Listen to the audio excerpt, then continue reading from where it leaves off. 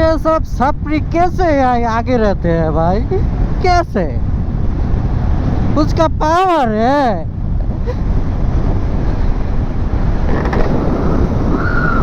ये वाला छपरी आगे रहता है क्या? ये छपरी आगे रहता है।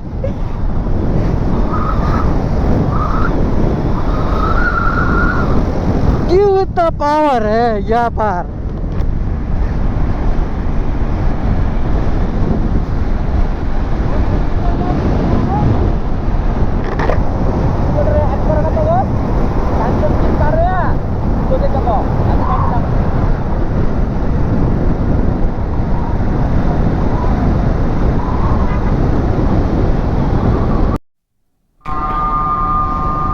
আজকাল যে অটোর ভিতরে পুলিশের হরেন দেওয়া থাকে, বাবা বাহ, দেশ তাহলে অনেক উন্নত হয়েছে।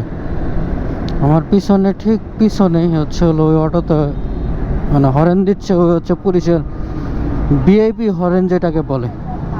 হ্যাঁ, টেসলা, অলওয়েজ টেসলা।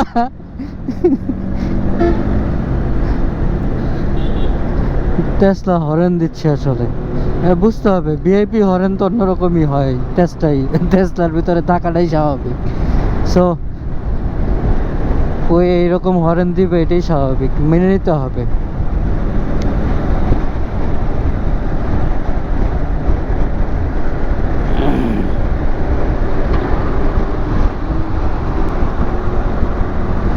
এই রোডটাতে আসলে রাতে বেস্ট।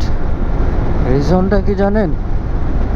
কারণ এই টাইমটাতে হচ্ছে মানুষজন দৌড়াদৌড়ি করে, এটা প্রবলেম।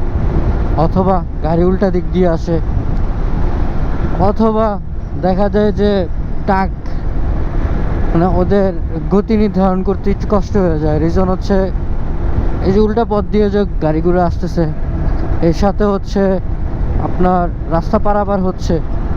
কারণ সবাই তো একটা গতি থাকে, অ্যাভারেজে যদি এই জায়গায় ধরে নেই সেক্ষেত্রে 65-70 অ্যাভারেজে থাকে এই জায়গায়, এই রোডটায়। সো সেই ক্ষেত্রে একটু প্রবলেম হয়। আর রাতের বেলা মানুষজন এরকম থাকে না, রাতের 1:30-2টা বাজে অলরেডি ক্লিয়ার থাকে। তো সেই ক্ষেত্রে একটা দুইটা সমস্যা থেকে সম্মুখীন থাকে, সেটা হচ্ছে উল্টা পথ থেকে গাড়ি আসা।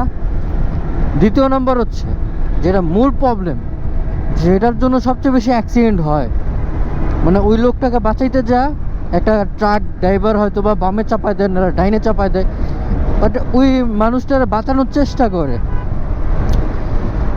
বাট রাত্রেবেলা এই জিনিসটা হয় না, এই রোডটা দিয়ে এরকম পারাপার হয় না, মানুষজন ঘুমে থাকে আর এরকম লোকজন যাতায়াত করেও না। তো সেই ক্ষেত্রে একটু চলাচল করাটা সহজ। এটা হচ্ছে একটা প্লাস দিক রাতে চলাচলের জন্য। আর দিনে ওই রকম চলাচলের জন্য একটু কষ্টকর। এটা প্রতিটা ড্রাইভারের জন্য, সেটা বাইক রাইডার হোক, গাড়ির ড্রাইভার হোক, বা অন্য কোনো যানবাহনের। বাট এই একটা সমস্যার সম্মুখীন হইতে হয়। কথা বলতে বলতে অলরেডি জামে পড়ে গেছে একটা। আসলে কিসের জ্যাম আসলে জানি না, হয়তো বা 2-1টা বাস দাঁড়ায় আছে, অথবা রোডের মাঝখানে গাড়ি নষ্ট হয়ে আছে, এটাও হইতে পারে। অস্বাভাবিক কিছু না, নাহলে এরকম জ্যাম থাকে না। আর দিনের বেলা আসলে বলে লাভও নাই, এই রোডটা একটু ঝামেলাদায়ক, আগেই বলছি।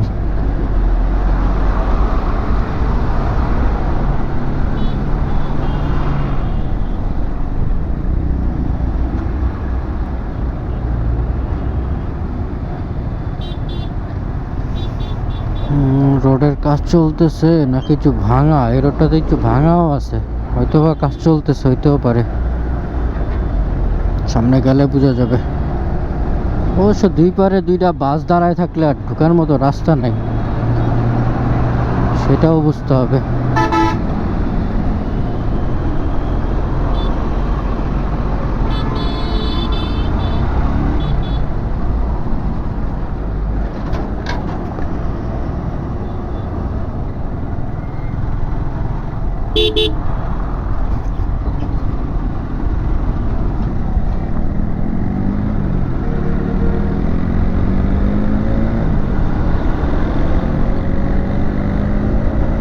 কোনো জ্যামই নেই আসলে। বাসগুলো স্লো চালাচ্ছে, এর জন্য পিছনে জ্যাম লেগে গেছে, আর কিচ্ছু না।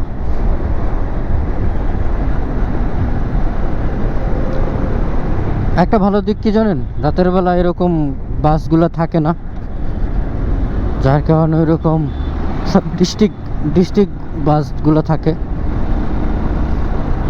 ডিস্ট্রিক্ট বাসগুলো তো আর সব জায়গায় দাঁড়ায় না, ওদের গন্তব্যস্থল ছাড়া কোনো জায়গায় দাঁড়ায় না।